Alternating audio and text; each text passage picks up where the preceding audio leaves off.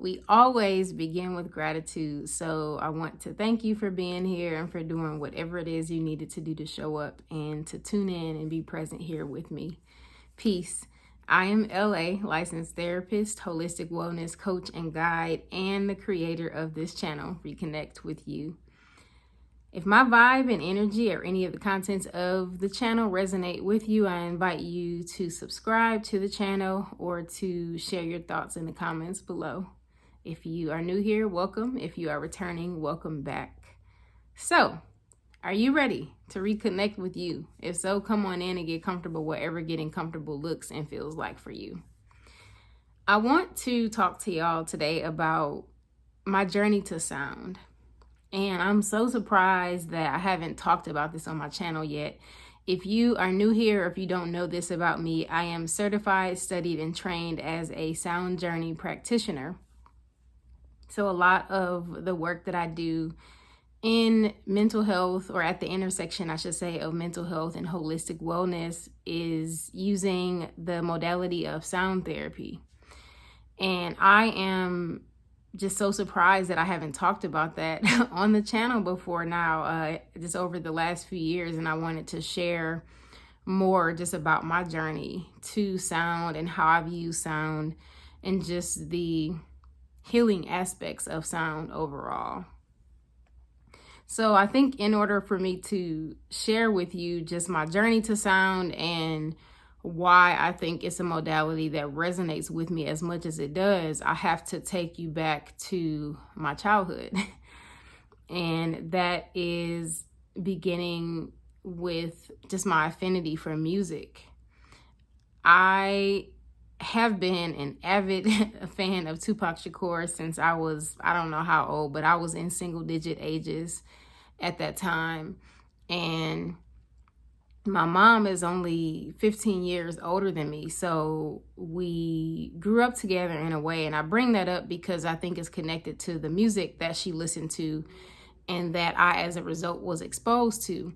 And my mom used to listen to a lot of 90s music, and she used to play Tupac a lot. And I was just really drawn to him, not just his music, because to be honest, I didn't have any business listening to his music, just based on, at that age, based on just how explicit the lyrics were, the material, the content that he would talk about. It was not for me, but it was healing for me at the same time. And I found a lot of comfort in his art. So not just his music. When I think about Tupac, I think about him as an artist, as an actor, as a poet, as a rapper as well.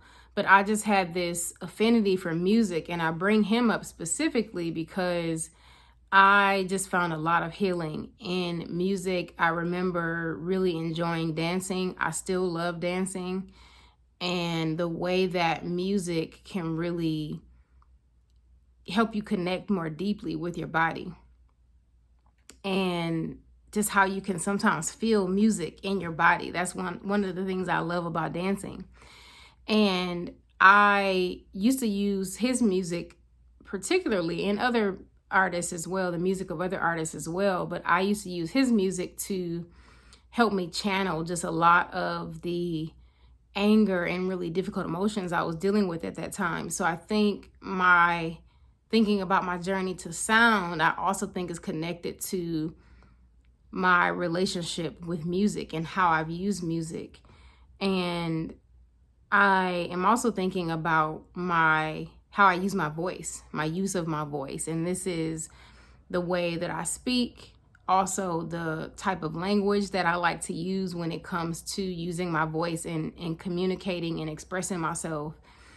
And I think about my public speaking. If you have not seen it yet, I have a TEDx talk, which is also on the TED website, and I will make sure that's linked down below. I celebrated recently the 5-year anniversary of when I gave that talk, but I think about my public speaking and just the different keynote speeches that I've delivered, my TED talk, and just how empowering it is for me to be on a stage, or even just like now talking to y'all, being behind a camera where I can share my inner world and talk more about my thought process and share information about topics that I'm passionate about and interested in. So I'm also thinking about public speaking. And I'm smiling when I say this because it just makes me so happy.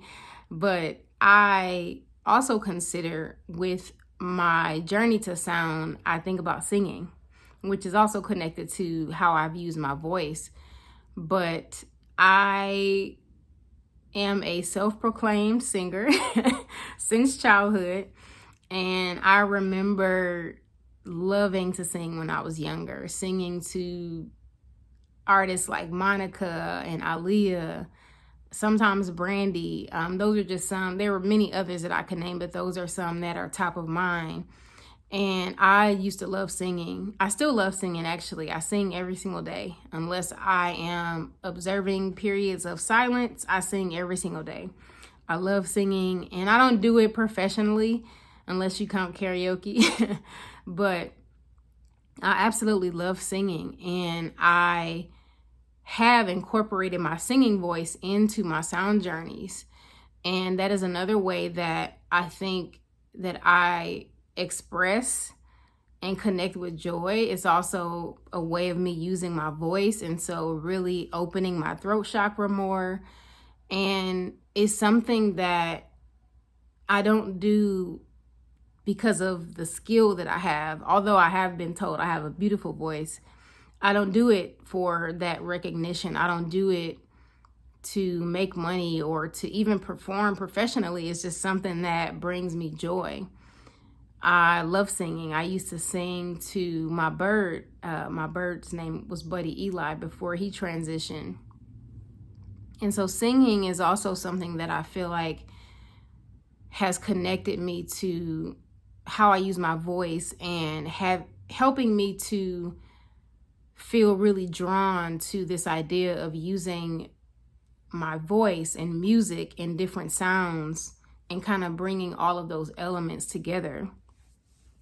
I also used to play the piano when I was younger, and I still dabble with it, but I don't practice as much as I'm going to say as much as I would like to, but also just not as much as I used to. I started playing the piano when I was in elementary school, and I stopped at some point. I believe I might have been in middle school, but I used to play the piano, and I remember feeling really drawn to just music. And even when I was listening to music, being able to have this really kind of multi-sensory explorative experience where I'm listening to music, but I'm also kind of breaking it down. I'm thinking about the lyrics that are being used, but I'm also paying attention to which instruments I hear. And I think that me playing the piano has also been connected to my journey to sound.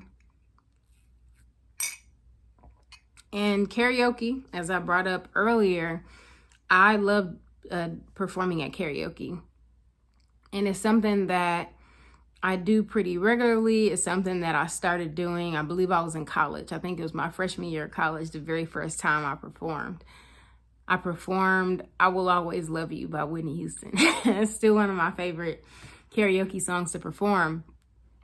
But I'm thinking about how all of these things have kind of come together and have led me to now being a sound journey practitioner. I discovered singing bowls, and I didn't know what they were called at the time, but I remember seeing a video on, I believe it was on Facebook. One of my Facebook friends had them, what I now know as a mallet, and I wish I could show it to y'all. It's on the other side of the room though. But they had this mallet, and they were playing the singing bowl where it was making this more sustained sound, which is referred to as singing, like making the bowl sing. And I was so intrigued by this sound and ended up looking into the modality from there and just learning more about it, and have now gone through 3 different certification and training programs specific to sound therapy. And one of the things that I really like to do as it relates to sound is just to really create an open and welcoming space for folks to come, whether we are in person or whether my sound journey is being facilitated virtually, for them to really come and just be. It is a space that can hold anything without judgment, and there is an encouragement throughout to allow the sound to hold space for you, to guide you during this journey, because one of the things that happens, just like in other types of meditations, with sound meditation, your mind can wander. You can disconnect from the present moment and go somewhere else in your mind. But the sound can really guide you back to the experience, and it can hold space for you in a way that can be just very comforting and also very calming and relaxing. And to date, I have held space during sound journeys for almost 700 people. 700 beautiful souls who I am so very grateful for, just for their trust and their presence in allowing me to guide them during a sound journey. I could not tell you off the top of my head exactly how many sound journeys I've facilitated, but I'll make sure that's included in the description box, because it does speak to just how much practice I've gotten. And this is also just a moment of gratitude for me, which is another reason why I wanted to talk about my journey to sound, because when I think about facilitating a sound journey, I am holding in mind how important it's been for me to use my voice and my energy in this way. Also, its connection to my relationship with music and my affinity for music. And also thinking about silence as a sound as well, and as another component of a sound journey experience, and how the silence in a sound journey can be symbolic of those moments in life when we might pause or take a break, or maybe we are using that silence as time for transition. So I am just really grateful for the modality and its expansiveness in terms of how I have been able to really come a lot more into myself and into my authenticity, and also just how relaxing it is even for me as a facilitator during a sound journey. So I wanted to just share that with y'all, and I may do a follow-up or do a part 2, but I get questions all the time from folks about, why I started with sound therapy, how and where I got trained, what I like about it, and things like that. And so I wanted to share this video with y'all. And I have some complimentary virtual offerings that are coming up in honor of the spring equinox. I cannot believe it's almost about to be, or just about spring. But Thursday, March 20th, which is the spring equinox, I will be facilitating 3 complimentary virtual sound journeys.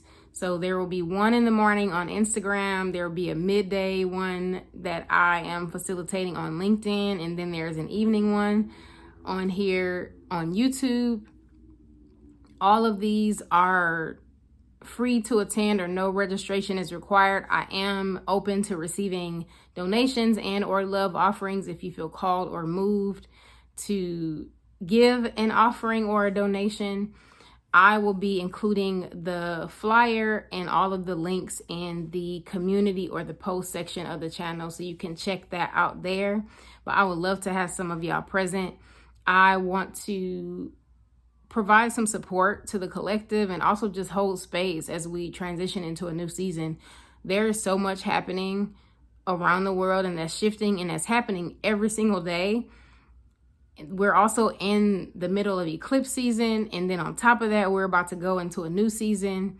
So I really want to be of support, be of service, and to hold space for folks as we transition into the spring equinox. So I'll make sure y'all have that information.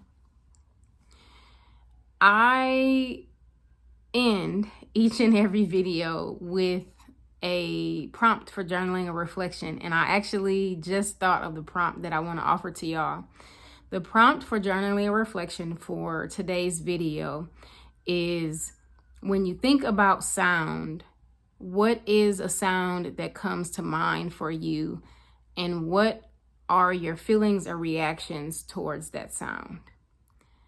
What is a sound that comes to mind for you, and what are your reactions or thoughts about that sound? Well, that is all that I have for y'all for today. I look forward to connecting with y'all again soon. But in the meantime, reconnect with you. Peace.